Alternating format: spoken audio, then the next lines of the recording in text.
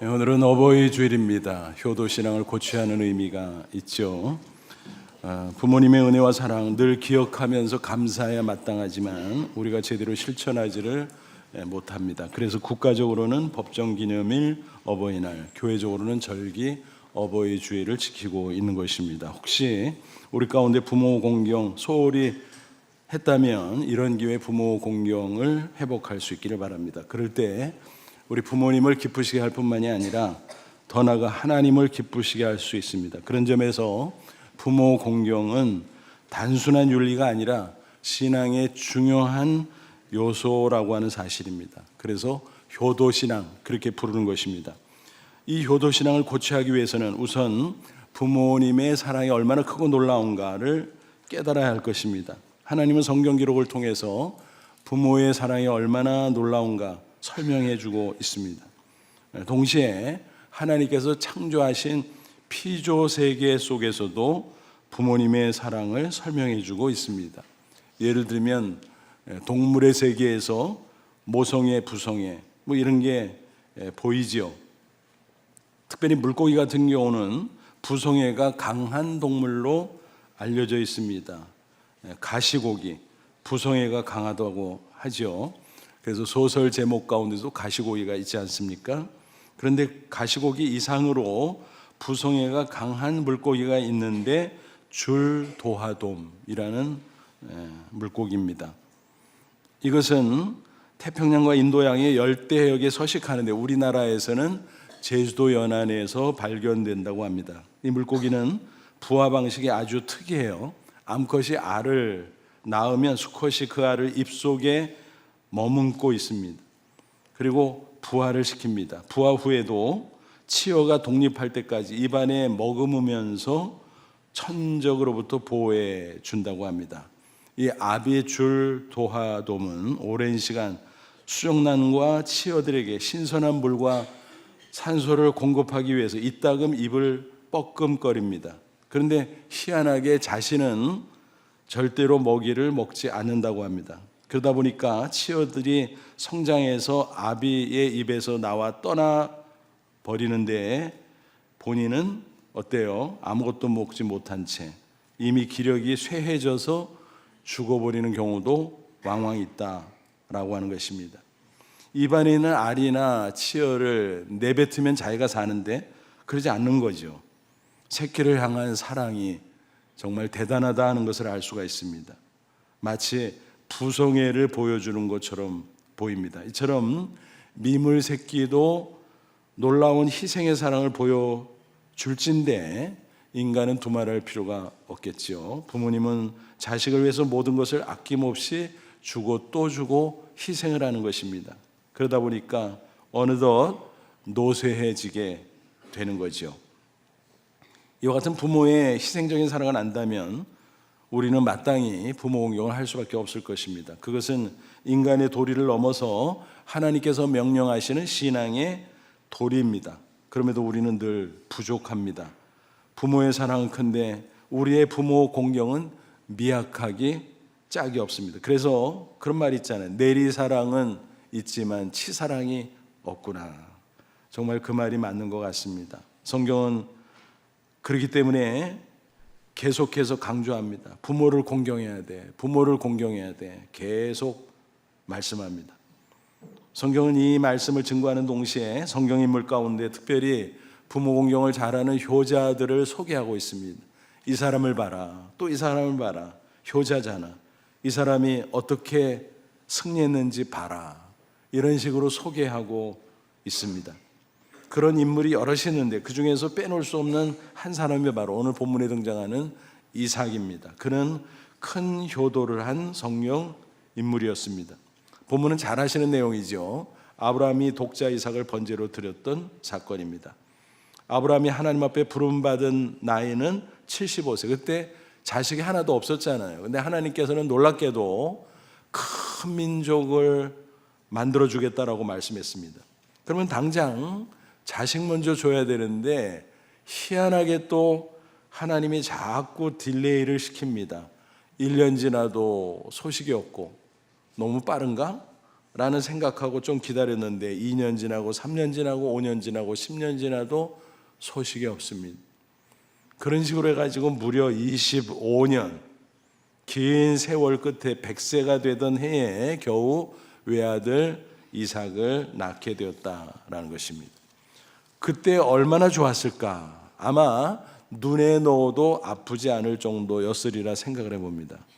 그리고 또 세월이 상당히 흘렀습니다. 정확히 모르겠습니다만 아마 아브라함이 120세 가깝게 되지 않았을까 짐작해 봅니다. 그렇다면 이삭의 나이도 10대 후반쯤 됐겠다. 우리는 판단할 수 있습니다. 그를 바라보는 아브라함의 마음 어땠을까요? 듬직한 아들을 보면서 흐뭇하게 생각했을 것입니다. 대견하게 생각했을 것입니다. 그리고 어느 날 하나님께서 아브라함을 불렀어요. 그리고 황당한 명령을 내립니다. 너의 독자 이삭을 번제로 바쳐라.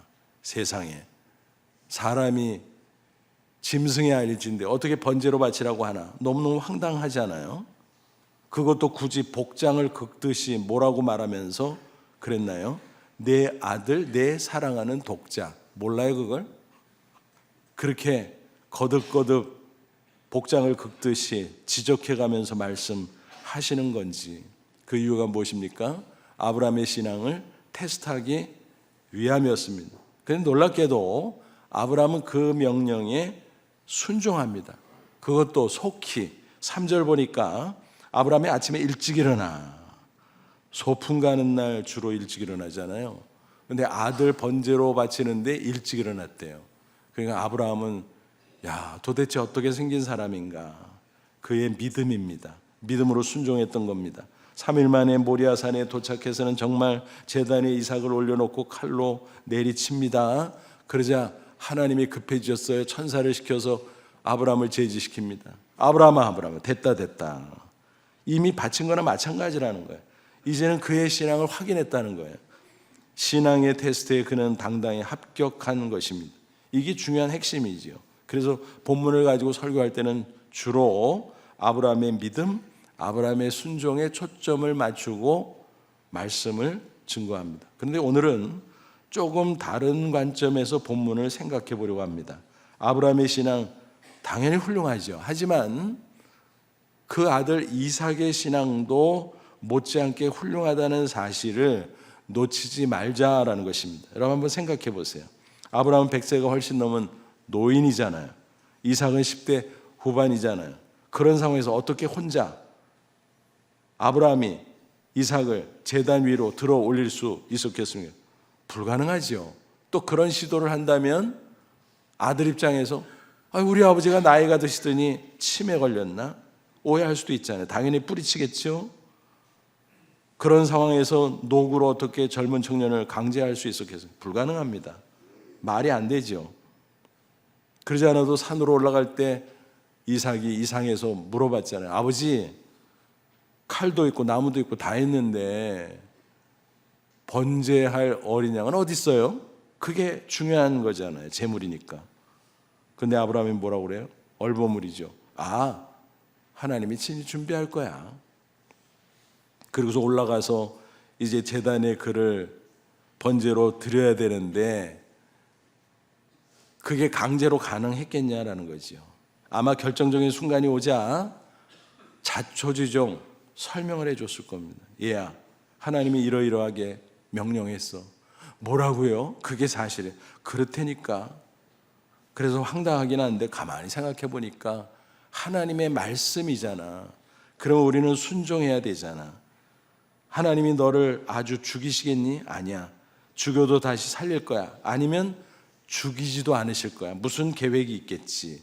왜냐하면 큰 민족을 이루어준다 그랬잖아. 그래서 나에게 불가능한 나이에 너를 자식으로 주지 않았겠니? 그럼 이제 네가 앞으로 결혼도 하고 자식을 보고 자자손손 그래야 큰 민족 되는 거 아니야. 그러면 너는 죽을 수 없잖아. 설사 죽는다고 할지라도 다시 살아날 거잖아. 하나님이 무슨 계획이 있을 거야. 그러니 우리 하나님의 말씀에 순종하자라고 설명했을 것입니다. 그럼에도 불구하고 부자지간에 어쩌면 얼싸안고 흐느껴 울었을지도 몰라요. 그리고 마음을 진정했을 겁니다. 야, 이제 우리가 시작하자. 그러자 이삭은 자진해서 제단 위로 올라가고 스스로 아버지 나 좀 묶어주세요. 결박해 주세요. 왜냐하면 몸부림을 칠 수 있잖아요. 결정적인 순간에 두려운 마음에 그때도 꼼짝하지 못하도록 자기도 순종해야 되겠기에 아마 그런 상황들이 벌어지지 않았을까 생각을 해봐요. 히브리서 11장 17절부터 19절을 보면 지금 말씀드린 것들이 그랬겠구나 하고 공감이 되실 수 있을 겁니다. 아브라함은 시험을 받을 때 믿음으로 이삭을 드렸으니 그 약속들을 받은 자로 돼 그 외아들을 드렸느니라. 그에게 이미 말씀하시기를 내 자손이라 칭할 자는 이삭으로 말미암으리라 하셨으니 그가 하나님이 능히 이삭을 죽은 자 가운데서 다시 살리실 줄로 생각한지라. 비유컨대 그가 죽은 자 가운데서 도로 받은 것이니라. 아브라함에게 이런 믿음이 있어서 그랬다는 것입니다. 그런데 또 하나 생각할 것은 아브라함이 신앙이 있다고 쳐도 만약 아들 이삭에게 동일한 믿음이 없었다면 어떻게 했겠습니까? 방금 전에도 말씀드린 것처럼 우리 아버지가 치매 걸렸나 망령 들었어. 이거 뭐야 이거. 그러면서 반발하지 않았겠어요? 저항하거나 밀치거나 반드시 도망쳤을 것입니다. 그런데 오늘 본문 성경에는 분명히 아브라함이 이삭을 제단 위에 결박했다고 기록하고 있습니다. 그것은 이삭이 묵묵히 순종을 했다는 뜻입니다. 그렇죠. 9절 10절 보세요. 하나님이 그에게 일러주신 곳에 이른지라. 이에 아브라함이 그곳에 제단을 쌓고 나무를 버려놓고 그 아들 이삭을 결박하여 제단 나무 위에 놓고 손을 내밀어 칼을 잡고 그 아들을 잡으려 하니. 그러니까 칼을 들고 완전히 내리치기 직전인 겁니다. 내리친 거나 마찬가지인 거예요. 그 장면을 상상해 보면 정말 아찔하죠. 그러면서도 이삭도 함께 순종했구나 하는 것을 우리는 수긍할 수가 있습니다. 스스로 제단 위로 올라갔고 스스로 들어놓고 스스로 아버지 나를 결박하세요. 아마 그러지 않았을까 생각하는 것입니다. 그게 아니면 어떻게 아브라함이 그 노구로 혈기왕성한 아들을 결박할 수 있었겠습니까? 그건 불가능하지요. 이삭의 이와 같은 행동은 하나님에 대한 신앙의 표현인 동시에 아버지 아브라함에 대한 효도의 표현이었습니다. 아무리 효도한다고 할지라도 이렇게까지 효도할 수 있는 사람이 과연 몇이나 될까? 엄청난 일이죠. 그는 죽기까지 순종한 것입니다. 죽기까지 효도한 것입니다. 노인이지만 그를 치매 걸렸다고 망령 들었다고 무시하지 않았습니다. 여전히 공경하고 아버지의 말씀을 하나님의 말씀으로 인정하고 순종했던 것입니다. 이삭의 효심은 다른 성경 구절에서도 발견할 수 있습니다. 창세기 25장 20절 보면 그가 리브가와 결혼한 이야기가 나오죠. 몇 살 때요? 40세. 요즘 나이로 쳐도 노총각이죠. 그런데 고대 그 당시는 10몇 살만 되면 그냥 결혼하는 시대였어요. 그러니까 얼마나 늦은 거예요. 그거 왜 늦었을까? 한때 독신주의였나? 그거 아닙니다. 주변에 여자가 없었나? 인간적으로 잘난 여자들이 얼마나 많았겠어요. 근데 왜 그렇게 딜레이 됐는가? 다른 이유가 없어요. 아버지의 뜻에 따라 하나님을 경외하는 믿음의 여인과 결혼하려고 그랬던 것입니다. 그러다 보니까 마땅한 사람이 없어서 늦어지고 그러다가 하나님의 섭리 가운데 리브가를 만나서 마침내 결혼하게 되었다라는 거죠. 대단한 일이죠. 그만큼 이삭은 아버지를 공경하고 아버지의 말씀에 순종하는 사람이었음을 알 수 있습니다. 그는 정말 큰 효도를 실천한 인물이었던 것입니다. 여러분 생각해 보십시오. 이렇게 큰 효도를 하는 이삭을 보면서 아버지 아브라함의 마음이 어땠을까요? 그 시점에서는 짠했지만 두고두고 흐뭇하고 기뻐하지 않았겠습니까? 야, 우리 이삭이가 효자구나. 우리 이삭이가 믿음의 장부구나. 너무너무 대견하구나. 아마 그러지 않았겠습니까? 또 하나님은 얼마나 기뻐하셨겠습니까? 야, 역시 아브라함의 아들이구나. 믿음의 조상답다. 그러지 않았을까요? 그리고 기뻐하시는 가운데 하나님은 그를 크게 축복하셨습니다. 이삭의 생애 기록을 쭉 살펴보면 하나님이 얼마나 크게 축복했는지를 알 수 있어요. 창세기 25장 11절 보면 아브라함이 죽은 후에 하나님이 그 아들 이삭에게 복을 주셨고, 이 말은 뭐예요? 아브라함을 크게 축복한 것처럼 이삭에게도 크게 축복했다는 얘기죠. 또 26장 12, 13절 보면 이삭이 그 땅에서 농사 그의 100배나 얻었고 농사를 지었는데요 100배나 추수했다는 거예요. 여호와께서 복을 주심으로 그 사람이 창대하고 왕성하여 마침내 거부가 돼요. 큰 부자가 됐다. 요즘식으로 말하면 뭐예요? 백만장자 됐다는 거죠. 이렇게 큰 축복을 이삭이 받으니까 주변에서 시기 질투가 시작이 됩니다. 그가 거주하던 땅은 그랄 땅이었어요. 나그네죠, 나그네. 근데 그랄 땅에 살던 말하자면은 토박이들이죠. 아비멜렉 왕, 블레셋 백성.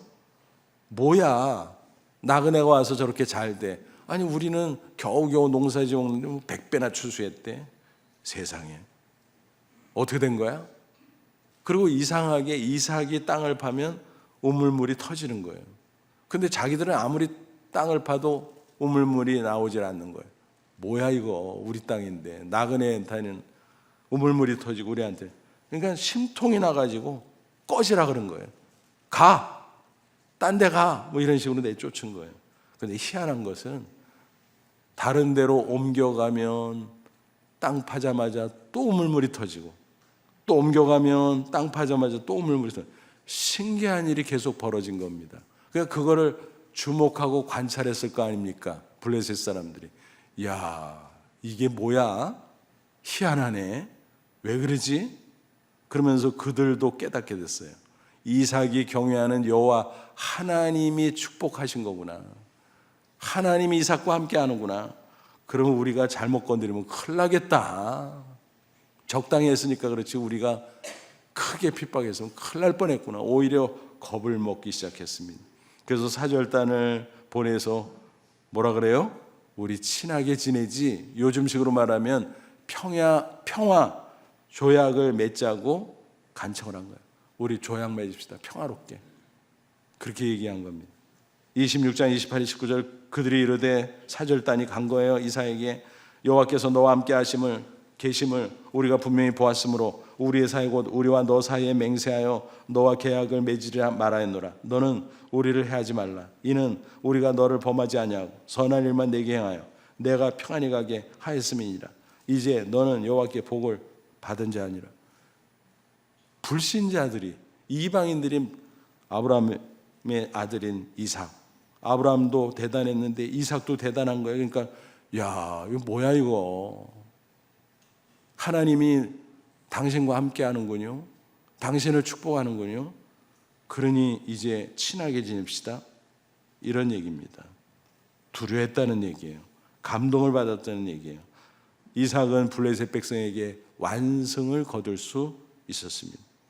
이삭이 이처럼 큰 효도를 통해서 큰 축복을 받은 것은 우연히 어쩌가다 된 것이 결코 아닙니다. 그것은 하나님의 약속이에요. 축복의 공식이에요. 이삭이 그랬던 것처럼 똑같이 큰 효도하는 사람에게 큰 축복이 있다는 것입니다. 하나님이 요구하시는 인간의 도리가 십계명이잖아요. 그 중에서 인간의 차원에서 가장 첫 번째 나오고 큰 계명이 뭐냐? 부모 공경의 계명이에요. 제5계명이죠. 십계명을 두 파트로 나눌 수 있어요. 1계명부터 4계명, 5계명부터 10계명. 1부터 4계명은 대신계명이라. 그건 뭐냐면 하나님에 대한 계명. 그래서 하나님을 어떻게 사랑할 것인가, 하나님 사랑의 계명이에요. 그런데 5계명부터 10계명은 대인계명이라 그래요. 사람과 사람 사이에서 어떻게 할 것인가 계명, 이웃사랑의 계명인 것입니다. 근데 이 두 번째 파트 인간끼리의 사랑의 계명 중에서 제일 먼저 나오는 게 뭐냐? 5계명 부모 공경이다라는 거예요. 출애굽기 20장 12절 내 부모를 공경하라 그러면 내 하나님 여호와가 내게 준 땅에서 내 생명이 길리라 그랬습니다. 공경하라 계명 명령이 있죠. 근데 그 다음에 뭐가 붙어 있어요? 약속이 붙어 있어요. 무슨 얘기입니까? 인센티브를 준다는 거예요. 부모 공경 중요하다. 꼭 부모 공경해라. 내가 너희들 축복할 테니 어떻게 해요? 내게 준 땅에서 내 생명이 길리라. 장수의 축복, 신명기는 조금 더 구체적으로 다르게 표현하고 있어요. 신명기 5장 16절. 너는 내 하나님 여호와께서 명령한 대로 내 부모를 공경하라. 그러면 내 하나님 여호와가 내게 준 땅에서 내 생명이 길고 복을 누리리라. 장수의 축복과 더불어 형통의 축복까지 주신다고 약속하셨습니다. 이와 같은 5계명을 기초로 사도 바울은 부모 공경은 이런 거야, 이렇게 해야 돼라고 설명하고 있습니다. 에베소 6장 1절로 3절. 자녀들아 주 안에서 너희 부모에게 순종하라. 이것이 옳으니라. 내 아버지와 어머니를 공경하라. 이것이 약속에 있는 첫 계명이니 이로써 내가 잘되고 땅에서 장수하리라. 약속에 있는 첫 계명이 뭐예요? 방금 전에 말씀드린 것처럼 인간 대 인간 사이에 지킬 계명 중에서 첫째가 바로 5계명이라고 그랬잖아요. 그런 뜻으로 첫 계명이라고 그랬어요. 또 축복의 약속이 붙어 있잖아요. 다른 계명에는 개별적으로 이런 약속이 붙어 있질 않아요. 오직 5계명에만 붙어 있는 거예요. 그래서 5계명, 부모 공경의 계명은 약속이 있는 첫 계명 이렇게 말씀하고, 그만큼 너무너무 중요하고 반드시 하나님께 축복하시는데 잘되고 형통, 장수와 형통의 축복을 주신다고 약속하셨습니다. 그러니까 하나님의 인센티브, 다른 말로 하면 하나님의 포상제도라는 걸 알 수 있습니다. 여러분, 포상을 왜 해요? 잘하는 사람 격려해서 더 잘하게 하려고, 또 잘하지 못하는 사람 야 좀 이제 잘해 좀 그렇게 채근하기 위해서 포상을 하잖아. 그죠? 그래서 우리 인간의 본성상 내리사랑은 잘하는데 치사랑을 못하니까 야 부모 공경해, 내가 축복할게, 하나님께서 이렇게 말씀하셨다라는 것입니다. 그 반면 부모 공경의 계명을 어기면 어떻게 될까? 큰일 난다고 경고를 하고 있습니다. 축복 대신 저주, 징벌이 있을 거라고 말씀합니다. 성경에 그런 구절들이 굉장히 많아요. 그중에서 두 구절만 인용해 보면 다음과 같아요. 잠언 30장 17절. 아비를 조롱하며 어미 순종하기를 싫어하는 자의 눈은 골짜기에 까마귀에게 쪼이고 독수리 새끼에게 먹히리라. 무시무시한 표현이죠. 그만큼 불효자, 하나님이 싫어하신다, 반드시 하나님이 저주하신다라는 거예요. 심지어는 출애굽기 21장 15절 보니까 뭐라고 되어 있어요? 자기 아버지나 어머니를 치는 자는 반드시 죽일지니라. 부모님을 굿하는 자가 있겠어 싶지만 있잖아요. 그런 이상한 인간들이. 종교개혁자 존 깔뱅은 이 말씀을 현실 속에서 실천했던 사람입니다. 그가 스위스 제네바에서 목회할 때 그 당시 시의회에서 함께 제정한 법률이 있어요. 그 중에 한 규정이 뭐냐면 부모를 구타한 자 사형, 그런 것이었습니다. 그런데 아버지 뺨을 때린 10대 실제로 있었어요. 체포했어요. 깔뱅은 사형, 그래서 사형시켰습니다. 그 사건을 지켜보면서 혹자는 깔뱅, 인정머리 없는 지독한 사람이라고 비난했지만 그로서는 성경의 원리대로 시행했다라는 것입니다. 무서운 얘기죠. 그러므로 여러분, 하나님의 큰 축복 받기를 소원하십니까? 인생이 흔들리지 않고 잘 순항하기를 원하십니까? 제일 좋은 비결이 있어요. 그것은 효도하는 거예요. 이삭처럼 큰 효도하면 더 좋죠. 큰 축복 받기 위해서 로또 복권 사는 게 아니에요. 백 쓰는 게 아니에요. 힘쓰고 애쓰는 게 아니에요. 힘쓰고 애쓰는 거야 뭐 좋은 거니까 해야 되겠지만 그건 기본이고, 정말 중요한 것은 뭐냐? 하나님의 말씀에 순종하고 부모 공경을 실천하는 것이다 라는 것입니다. 이삭처럼 큰 효도라면 제일 좋죠. 부모를 공경하는 것은 당연한 일이지만 바로 우리 자신의 인생을 위해서도 복된 삶의 지름길이라는 사실을 꼭 기억하시기를 바랍니다.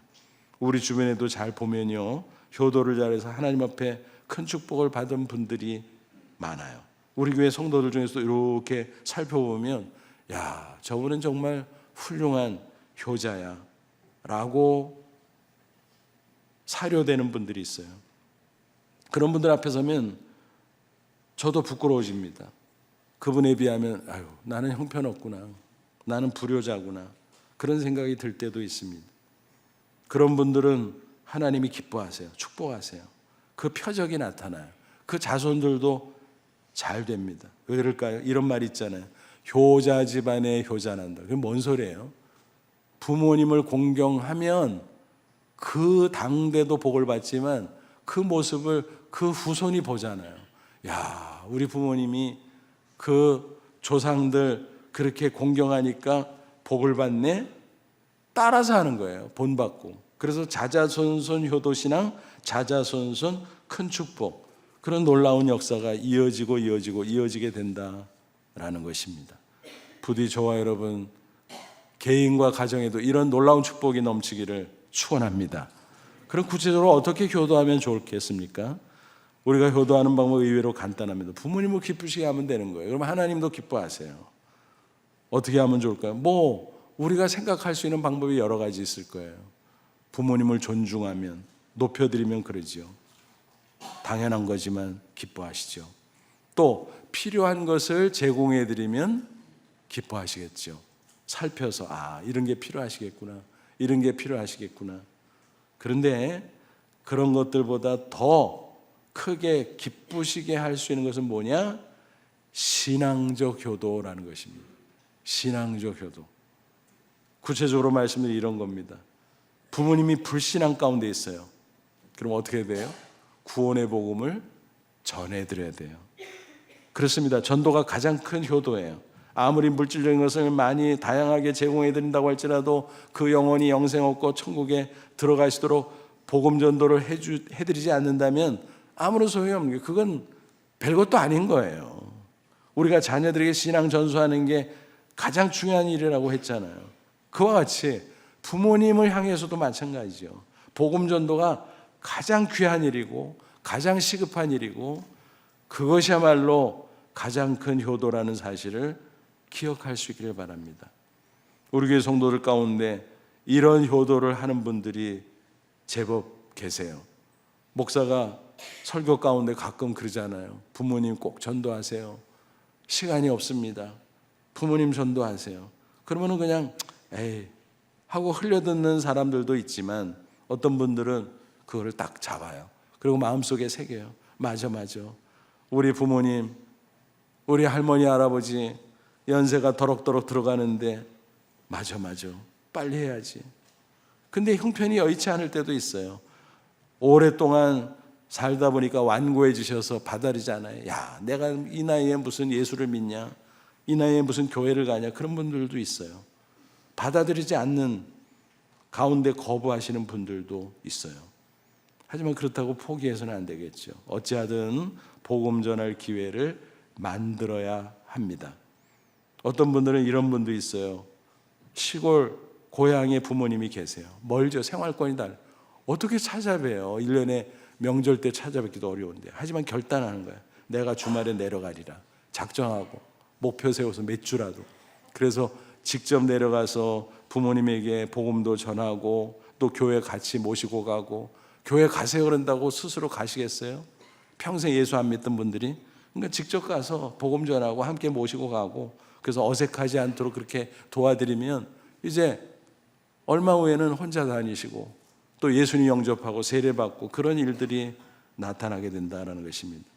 여러분 그런 목적이라면요 우리 교회 예배 몇 주 빠져도 괜찮아요. 목사로서는 우리 교회 예배 안 빠지는 게 좋기는 하지만 그런 목적이라면 얼마든지 몇 주 빠지셔도 저는 지지합니다. 응원합니다. 기뻐합니다. 또 어떤 분은 이래요. 부모님이 병환으로 고향에 계시다가 서울에 올라와서 입원하셨어. 찬스잖아요. 목회자로 연락하는 거예요. 우리 아버지, 우리 어머니 어느 병원에 입원하셨어요. 와서 기도해 주시고 복음 제시해 주세요. 그럼 목회자들이 어떨 것 같아요? 아이 귀찮게 그렇겠어요? 반가워합니다. 반가워요. 왜요? 복음 전하는 기회 얻었잖아요. 우리도 득달같이 가지요. 그래서 복음 전하고 기도해드리고 그러면 치유되기도 하고 설사 치유되지 않는다가도 복음 전하면 예수 믿고 구원받고 남은 인생 영생을 누리다가 저 천국에 들어가시잖아요. 그런 케이스가 더러더러 있어요. 그럼 얼마나 기쁘고 감사한지 몰라요. 우리 목회자들에게도 하나님 앞에 칭찬받는 기회예요. 어떤 분들은 그래요. 미안해서요. 미안하긴 목사들이 하는 게 그건데 뭘 미안해. 목사 일 시켜주는 건데. 그것이야말로 좋은 일이고 최고의 효도라는 사실을 꼭 기억하시기 바랍니다. 그리고 부모님이 신앙인인 경우는 어떻게 하면 될까요? 그분들의 권면을 잘 따르면 돼요. 오랜 생활 신앙생활하면서 우리 부모님들, 어르신들은 어떻게 해야 가장 큰 축복을 받는지 잘 아시거든요. 그래서 권면하세요. 이렇게 하면 좋겠다, 이렇게 하면 좋겠다, 이렇게 하거라. 그러면 자녀 손들이 그 신앙적 권면을 잘 듣고 순종하는 겁니다. 그냥 연로하신 분이 말씀하시는데 성가시오 그러지 말고 그걸 잘 귀담아 듣고 그걸 순종하면 그것이 축복이 되는 것입니다. 주일 성수해라. 아무리 일이 많아도 주일 예배는 꼭 지켜야지. 알겠습니다. 순종해야 됩니다. 어렵지만 그래도 꼭 구별해서 11조는 드려라. 그래야 하나님이 축복하신다. 성경 꼭 읽어라. 성경에서 하나님의 지혜를 발견할 수 있단다. 꼭 시간 내서 기도해라. 기도하면 하나님 응답하신다. 꼭 정직하게 하나님의 뜻대로 살아라. 치우치지 말고. 그런 말씀들, 평범하고 별것도 아닌 것 같지만 그게 평생의 신앙생활에서 우러나온 말씀들이에요. 그 말씀을 귀담아 듣고 순종하면 하나님께서 얼마나 기뻐하시겠어요? 반드시 크게 축복해 주십니다. 이삭은 번제로 바치려고 해도 아버지의 말씀에 순종을 했는데 우리에게 좋은 말씀을 주시는데 불순종할 게 뭐가 있겠어요? 당연히 순종해야죠. 그럴 때 하나님이 기뻐하시고 크게 축복해 주시는 것입니다. 미국의 16대 대통령 링컨 이야기 우리가 자주 나누잖아요. 정기작 작가 에밀 루드비히라는 사람이 있는데 그가 쓴 링컨의 생애라는 전개가 있어요. 거기 이런 대목이 있어요. 하나님은 링컨에게 위대한 사람이 될 만한 조건을 한 가지도 주지 않으셨다. 다만 그에게 가난과 훌륭한 신앙의 어머니만 주셨을 뿐이다. 지독하게 가난했어요. 시골 구석이에요. 링컨의 어머니 낸시는 고생 많이 했어요. 그러나 그 고단한 삶 속에서도 자녀들에게 신앙교육을 시키기 위해서 열과성을 다했습니다. 그런데 안타깝게도 링컨이 10살 되던 해에 세상을 떠나게 되죠. 그때 어린 링컨에게 유언을 남깁니다. 사랑하는 에이브야, 이 성경책은 내 부모님으로부터 물려받은 것이야. 내가 여러 번 읽어서 많이 낡기는 했지만 우리 집안의 값진 보물이거든. 나는 너에게 100에이커의 땅을 물려주는 것보다 이 한 권의 성경책을 물려주는 것이 진심으로 기쁘구나. 에이브야, 너는 이 성경을 부지런히 읽고 성경 말씀대로 하나님을 사랑하고 이웃을 사랑하는 사람이 꼭 되거라. 이것이 나의 마지막 부탁이란다. 약속할 수 있겠지? 이게 유언이에요. 어찌 보면 평범한 것 같지만 신앙의 권면이기 때문에 너무너무 귀한 말씀이었고 어린 에이브러임 링컨은 그것을 가슴에 새겼어요. 그리고 평생 그걸 기억하면서 어머니 유언을 지키고 순종했습니다. 그게 효도예요. 어머니가 떠나서 효도받을 기회는 사라졌지만 어머님이 남긴 신앙의 권면을 지키면 그것이 큰 효도라는 것입니다. 하나님이 기뻐하시고 축복하시죠. 그래서 그를 위대한 하나님의 사람으로 우뚝 세워주셨다라고 하는 사실입니다. 얼마 전에 제가 CCM 작곡가 손경민 목사님의 얘기를 소개했는데 한 번 더 다른 이야기로 소개해드리고 싶습니다. 그분은 어린 시절 불행했던 가정사를 스스럼없이 간증했습니다. 2살 때 가정이 깨졌다고 합니다. 사업에 실패한 아버지가 집을 나가버렸어요. 그것으로 끝이었습니다. 가정이 풍비박산이 난 거죠. 빚쟁이들이 몰려와서 이리저리 쫓겨다니면서 1년에 4번 이사를 하는 일도 있었다고 합니다. 그때 어머니의 나이가 28세. 기가 막히죠. 빚을 갚느라 두 어린 자녀를 굶지 않도록 먹이기 위해서 온갖 고생을 다 하셨다고 합니다. 가사도우미, 산후조리, 보조원, 식당일, 시장일 등등 밤늦게까지 했습니다. 그리고 밤늦게 들어오면은 이미 아이들은 잠들어 버리잖아요.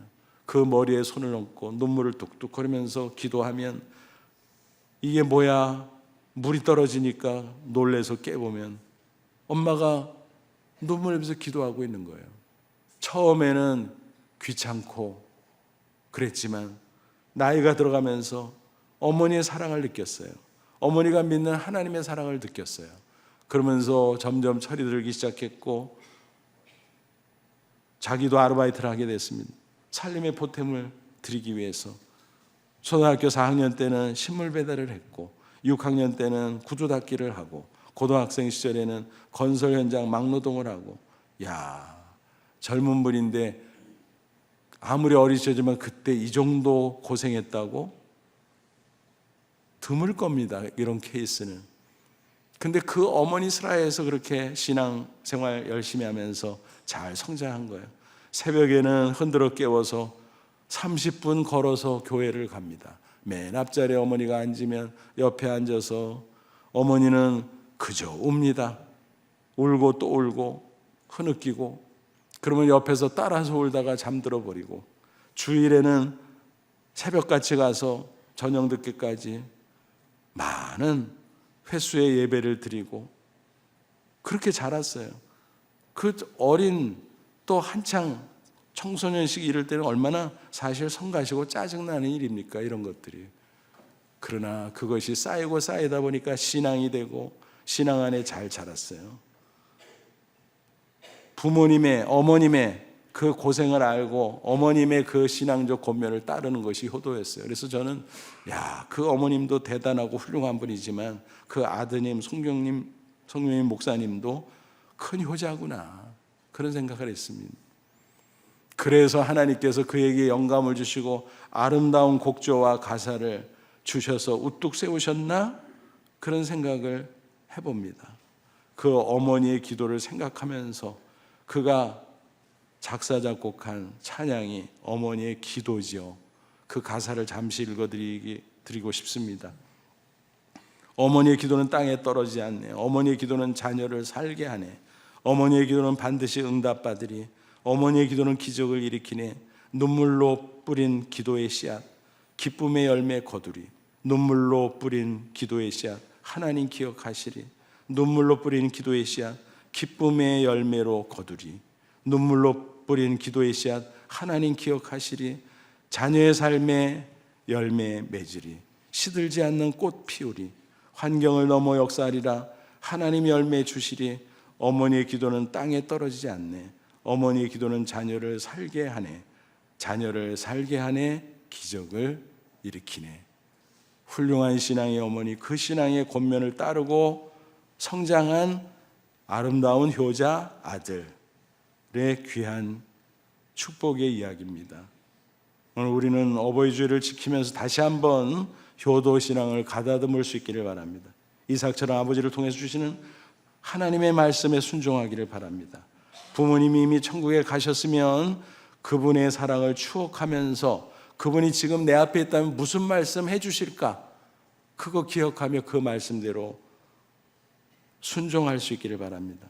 혹시 부모님이 불신자들 하루속히 전도해서 신앙생활 하시도록, 그래서 영생의 기쁨을 누리다가 평안히 사시다가 저 천국에 들어가시도록 인도할 수 있기를 바랍니다.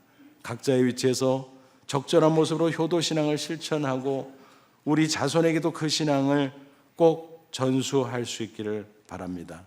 그래서 모쪼록 하나님을 기쁘시게 함으로써 자자손손 번성하고 큰 축복을 누리는 저와 여러분 그리고 우리의 자손들이 다 되기를 주님의 이름으로 축원합니다.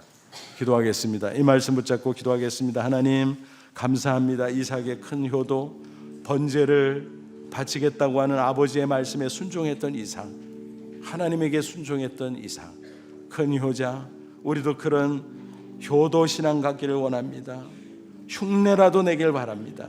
그래서 하나님 기쁘시게 하고 하나님이 우리를 마음껏 축복하시고 우리의 모습 보고 우리의 자손들도 효도 신앙 이어가서 자자손손 하나님을 기쁘시게 하면 하나님의 축복 가운데 존귀한 인생 살아갈 수 있도록 역사해 주옵소서.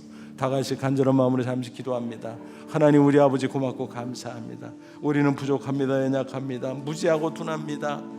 내리사랑은 그렇게 잘하면서도 치사랑하지 못하는 어리석고 목매한 자들 불쌍히 여겨주시고, 어버이 주를 맞이해서 다시 한번 우리 영혼을 흔들어 깨워주심을 감사합니다. 효도신앙 배우기를 원합니다. 실천하기를 원합니다. 그래서 하나님이 크게 축복하심을 경험하게 하시고, 그 가운데 하나님을 영화롭게 하며 우리 자손들에게도 이 아름다운 신앙이 자자손손 내려갈 수 있도록 하나님 도와주시옵소서. 예수님의 이름으로 기도하옵나이다. 아멘.